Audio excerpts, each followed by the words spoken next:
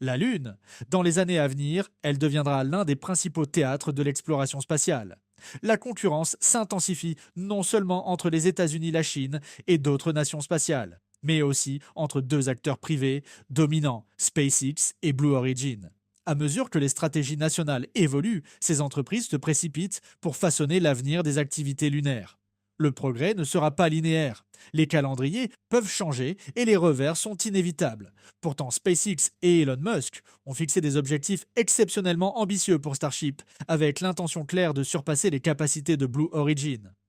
Que cherche réellement à accomplir SpaceX et sur quoi repose la confiance de Musk pour poursuivre des objectifs aussi agressifs? Explorons ensemble ces questions dans l'épisode d'aujourd'hui sur notre chaîne. Avant d'aborder le sujet principal, je tiens à remercier nos fidèles abonnés pour leur soutien depuis les débuts de la chaîne. Nous espérons que vous continuerez à nous soutenir en vous abonnant afin de recevoir nos dernières mises à jour. Cela nous encouragera également à nous améliorer pour nos prochaines vidéos. Merci. On peut dire que SpaceX et Blue Origin sont désormais en concurrence sur presque toutes les grandes dimensions du vol spatial. Cependant, à l'heure actuelle, la compétition la plus visible et la plus stratégique se concentre sur le retour des humains à la surface de la Lune. Au début, leur rôle au sein du programme Artemis de la NASA semblait clairement défini. SpaceX a été sélectionné pour fournir le système d'atterrissage humain pour Artemis 3 et Artemis 4, tandis que Blue Origin s'est vu attribuer un contrat pour développer un atterrisseur lunaire distinct pour Artemis 5. Cette structure suggérait une séquence dans laquelle SpaceX effectuerait le premier retour habité sur la Lune et Blue Origin suivrait lors de missions ultérieures.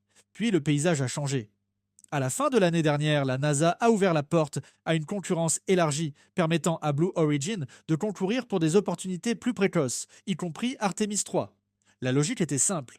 Une concurrence accrue entre les contractants pourrait accélérer les progrès techniques, réduire les risques et renforcer la position des États-Unis dans la course géopolitique plus large, visant à retourner sur la Lune avant que la Chine n'atteigne le même jalon. Ce qui se passera ensuite reste incertain. Les calendriers des vols spatiaux sont notoirement fluides et les réalités techniques prennent souvent le pas sur les échéances optimistes. Ce qui est clair cependant, c'est que les deux entreprises sont très motivées et pleinement conscientes des enjeux. Blue Origin se prépare à lancer Blue Moon Mark 1 à court terme. Cette démonstration non habitée servira de preuve critique de capacité. À partir de là, l'entreprise prévoit de progresser vers une version habitée de Blue Moon. Pour concentrer ses ressources sur cet objectif, Blue Origin a suspendu les vols de son véhicule suborbital New Shepard pendant plus d'un an. Cette décision souligne un changement de priorité en faveur des ambitions lunaires. SpaceX, quant à elle, a de plus en plus mis l'accent sur la Lune dans sa communication publique. Elon Musk a apporté des précisions supplémentaires concernant les priorités à court terme de l'entreprise, notamment après la mise à jour du système d'atterrissage humain présenté à la fin de l'année dernière. Starship doit désormais démontrer les capacités qui ont été décrites, ainsi que toute nouvelle amélioration technique introduite lors. Cela soulève une question importante. Que se passerait-il si Blue Origin parvenait à se poser sur la Lune en premier, et peut-être même à livrer du fret ou des astronautes avant SpaceX? Comment SpaceX réagirait-elle à un tel résultat? Elon Musk a récemment abordé ce scénario en faisant référence à l'histoire classique de la tortue et du lièvre. Il a déclaré que si Blue Origin posait quelque chose sur la Lune avant SpaceX, il les féliciterait. Il pourrait n'en poser quelque chose sur la Lune avant SpaceX, et cela me va très bien. Je serai l'un des premiers à les féliciter. Cette déclaration exprimait le respect envers un concurrent et reconnaissait l'intérêt national plus large d'un retour lunaire réussi. En même temps, Musk a souligné une distinction stratégique plus profonde. Il a soutenu que la véritable mesure du succès ne sera pas de savoir qui atterrit en premier, mais qui peut finalement livrer des millions de tonnes d'équipements et un grand nombre de personnes pour construire une ville autosuffisante sur la Lune. Dans ce contexte, il a suggéré que SpaceX pourrait ressembler à la tortue plutôt qu'au lièvre avançant méthodiquement vers un objectif beaucoup plus vaste. Cette perspective met en évidence ce que SpaceX considère comme son principal avantage. Starship est conçu pour transporter beaucoup plus de masse que tout autre véhicule actuellement en développement. Le système se compose du booster Super Heavy et de l'étage supérieur Starship. Ensemble, ils forment la fusée la plus grande et la plus puissante jamais construite.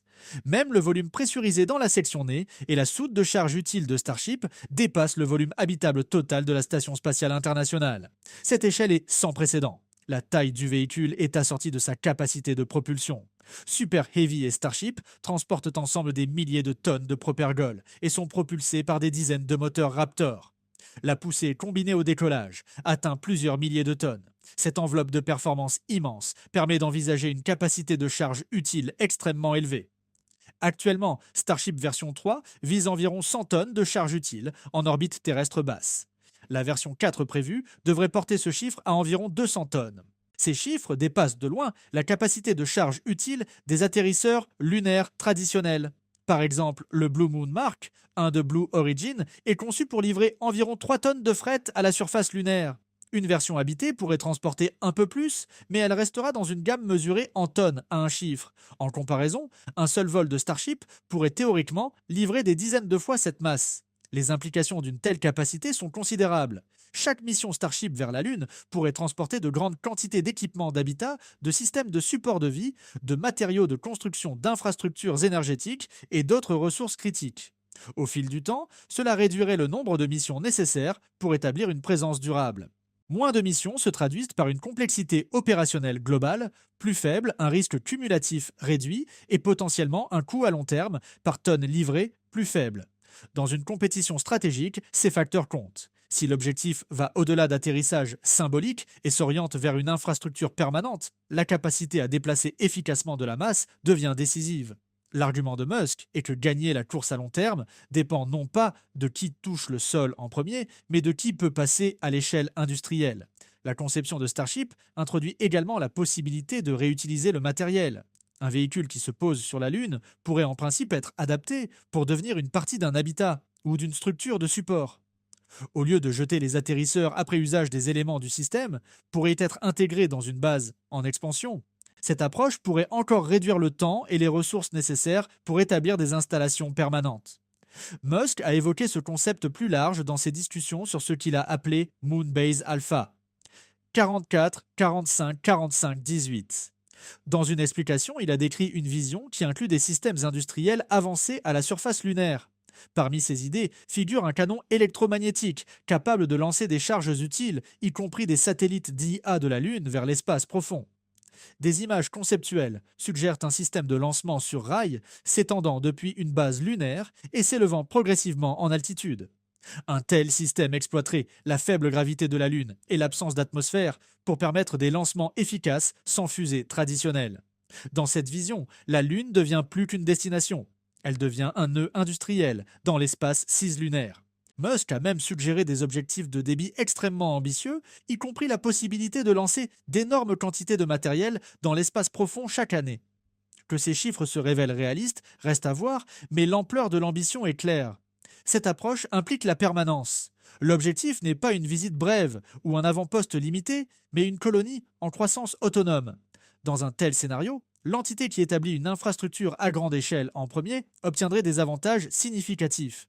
Des sites d'atterrissage favorables, l'accès à des dépôts de glace d'eau, des zones d'illumination solaire optimales et des nœuds de transport stratégiques pourraient tous conférer des avantages à long terme. De ce point de vue, SpaceX semble penser qu'elle détient un avantage structurel. Les atterrisseurs de Blue Origin, bien que potentiellement efficaces pour les premières missions habitées, ne sont pas conçus pour le même débit de masse que Starship. Même si Blue Origin réussit un atterrissage plus précoce, son architecture pourrait ne pas soutenir une expansion rapide vers une grande base industrielle sans une refonte substantielle. Pendant ce temps, l'environnement concurrentiel plus large continue d'évoluer.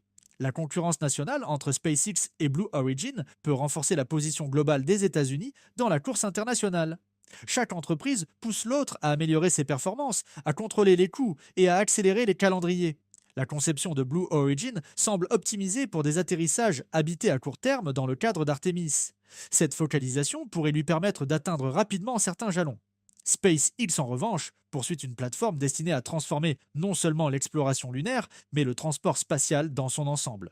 Le compromis est le temps et la complexité. Cela modifiera-t-il la trajectoire du programme Artemis? Il est difficile de le prédire. Du point de vue de SpaceX, atterrir en premier est souhaitable mais pas décisif. L'entreprise semble confiante que l'issue à long terme dépendra de l'échelle. Si Starship démontre finalement la capacité de livrer des charges utiles massives de manière répétée et fiable, il pourrait devenir l'épine dorsale d'une nouvelle ère d'exploration. Pour les observateurs et les partisans, cette perspective est captivante. Une présence américaine renouvelée sur la Lune, soutenue par plusieurs fournisseurs et maintenue par une infrastructure industrielle, représenterait un changement profond par rapport à l'ère Apollo. La vision va au-delà de la plantation d'un seul drapeau. Elle imagine un réseau d'installations des transports réguliers et une activité humaine en expansion.